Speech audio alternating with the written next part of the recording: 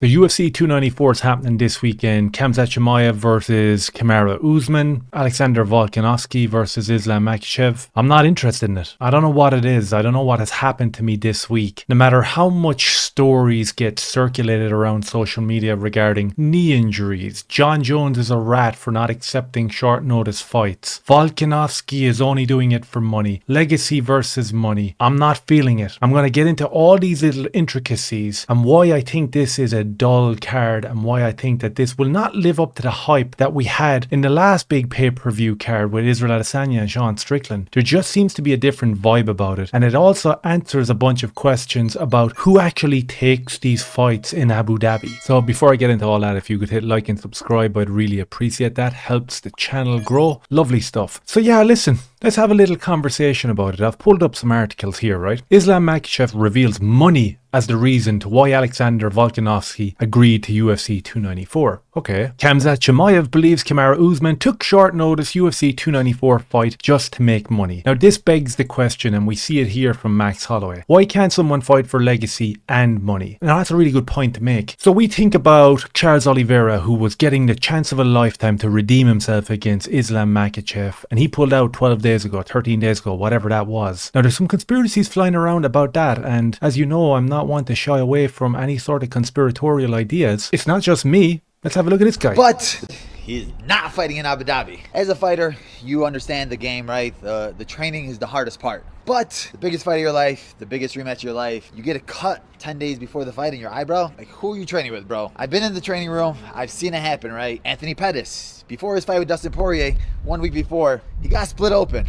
Eyebrow cut to the core, and I was like, why did this happen a week before the fight? The world didn't know about it. Anthony got it surgically repaired, stitched up.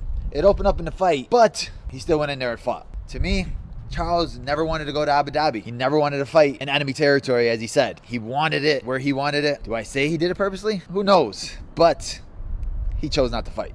Interesting take from Bilal, nobody knows your name, Mohammed. He reckons Charles Oliveira pulled out of this fight intentionally, which is very interesting. So there's a couple of points in there that relate to what I'm feeling this week in terms of the lack of energy for this card. Like, I've seen the press conferences, I've watched the weigh-ins, I've seen Khamzat picking up DC, and it's all very funny and cool. There seems to be an underlining subtextual feeling of dullness surrounding this card. And the fact that it's in Abu Dhabi, and the fact that it is enemy territory, like Bilal refers to it here, because Charles had the chance to go and redeem himself. He says that he wanted to do it on his terms, but surely having to fight Islam for the title over in Abu Dhabi is on Islam's terms. Khamzat's long-awaited return versus Paulo Costa is in Abu Dhabi. Okay, that's interesting as well. We saw all the speculation about weight and being bribed and being asked to miss weight and all the sort of stuff with Khamzat Chimaev. I guess the question that I'm asking is it the fact that this fight is happening in Abu Dhabi on enemy territory in terms of Charles Oliveira going over there or Paulo Costa going there? Does that take away from this as a spectacle? Because Islam Makhachev and Khamzat Chimaev have kind of split the audience down the middle. People either love them or they hate them, and there's a lot there on either side. And constantly shitting on people who stepped in, like Kamaru Usman and Volkanovski, constantly shitting on them, saying this is about money, they're only here for money. I don't see any sort of appreciation there from any of these guys. I mean, there were small platitudes like a little handshake, but then when we got to the fake manufactured trash talk during the press conference, it was just like, this guy only fights here for money. And as I said, you saw the two articles that I had pulled up. You know, Khamzat believes Kamaru Usman only took the fight on short notice to make money. That's bullshit. I don't know why he's doing that. I don't know why he's saying that. Is it a tactic to get inside the head of Kamaru Usman? Because many people who have watched Kamaru Usman, whether you're a massive fan of him or whether you're just like an in-betweener, you know that it's not just about money for Kamaru Usman. We've seen the video of the knee popping and whether he said it or whether he didn't, and I was going to make a video saying, how can you come out and go after the media and the people that said that your knee popped when it kind of sounded like you said that? Okay, there could have been a manipulation in terms of the sound waves or the audio catching what you said. Fine, you didn't say it. I wasn't going to make a video of it. I wasn't too interested in it. If you watch the embedded videos when he was packing his suitcase to actually leave for Abu Dhabi, he actually looked like my father. My father is 75. I saw Kamaru Usman packing his bag and he was struggling to crouch down. So you know, there's a bit of a story there this week, but I wasn't going to go after it. Nothing can deny the fact that he has a plan in his head. Kamaru Usman wants to go here. He wants to beat Khamzat Chimaev. People say, why did you take this fight? You've actually been looking for this fight for the last 6 months. After losing to Leon Edwards twice, Kamaru Usman feels, I believe, that he has to make a statement to get himself back to that top echelons of 185 or 170, whatever it is. He feels like he has to make a huge statement to get himself back in title contention. What bigger statement would there be if Kamaru Usman went in there this weekend and beat Khamzat Chimaev? It would be huge. It would be huge. I can't see it happening. My father's 75. He might have a better chance against Khamzat. I don't know. Maybe an upset will happen and that would be cool and I wouldn't mind it one bit. But to say that Usman's only in there for money,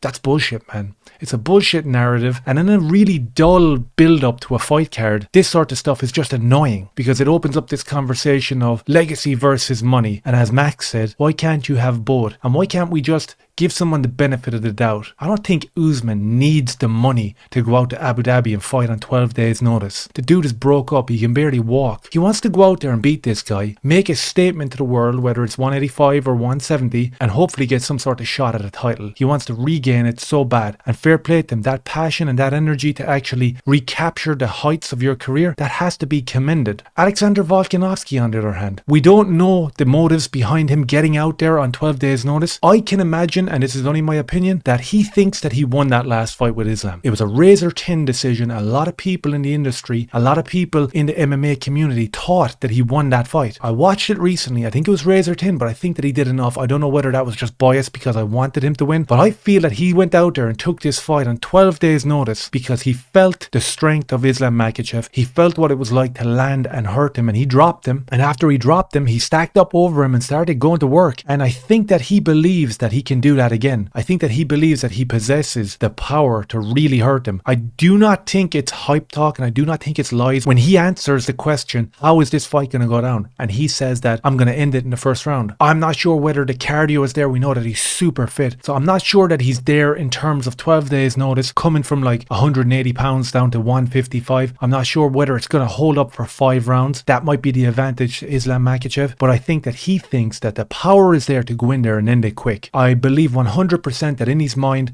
that's what he thinks can happen. Obviously, money is a factor. Obviously, these guys are getting offered massive money because people backed out and, as Khamzat said, ran away. I don't believe that when it comes to Paulo Costa. I saw the staph infection in his elbow. It's disgusting. I don't think the UFC wanted him to fight and would let him fight anyway. So calling him a shitty arse for running away, that's just bullshit talk as well. And even Dana stepped in and was like, listen, he was badly injured. There was no way he could do it. Regardless of what you think of Paulo Costa's record for actually making fights and actually getting there, that's another thing. But the shit talk aimed at fighters this week from Khamzat and from Islam, who are fighting on home ground to a certain extent, on enemy territory for these other guys, is a factor. And I think it's not fair to constantly beat the drum of it's only about money, it's only about money. It's clearly not. What does that mean for this card? I'm finding it hard to get into it. I'm looking forward to see the Usman and Khamzat fight. Hopefully there'll be some crazy, shocking moment, and this will be another kind of Gilbert Burns, Khamzat Chimaev type of fight where it's like, holy shit, man, he really put it to him. He buckled him with an overhand right, dropped Khamzat to one knee, back up, eyes split. It was an absolute stonker of a fight. Hopefully it's that and not a ragdolling Kevin Holland moment. Volkanovski and Islam, if there's a first round knockout and it's Islam face planting into the octagon, then that's worth it. But if it's a 5-round decision or if it's a submission in the 4th round, then for me this card is not what it's about. Putting that annoying Hezbollah dude out in the front of the stage and showing him in embeddeds, that's not cutting it for me. That's garbage. I've got no interest in that. I want to see something tangible, something truthful, something energetic, a decent rivalry, a decent amount of shit talk, something that can get you hyped. At the moment, it feels like between your embeddeds and your MMA media and Dana and just your general MMA community, it feels like a lot of content around this card is manufactured. When you have to search for headlines and they all consist of this is about money, you're not really about legacy. And then you see Khamzat in interviews and he's asked, who do you want to fight next? I don't care. I'll smash anyone if they pay me. It's just nonsensical stuff back and forth. Islam wanted to fight Justin Gaethje instead of Volkanovski, and then when Volkanovski accepts it, it's only about money. There's a lot of behind the scenes stuff that's happening here that's very sinister, very sly and very snaky, and I think that it seeps through out into the content and into the general vibe around this fight. And just like Charles Oliveira, I'm not feeling these Abu Dhabi cards. For me, if I'm making a prediction for these two main events on Saturday night, Khamzat Chimaev beats Kamaru Usman, and I'll probably go against my heart here, but I'll say that Islam Makhachev will beat Alexander Volkanovski. And what will that do for both fighters that stepped up in short notice? Not very much. Not very much at all. So that's where I'm at with this whole thing. Hopefully come Sunday morning, we'll have some good conversational pieces to talk about in regards to what has happened the night before. Let me know your thoughts. If any of this made sense, like, subscribe and share. Cheers.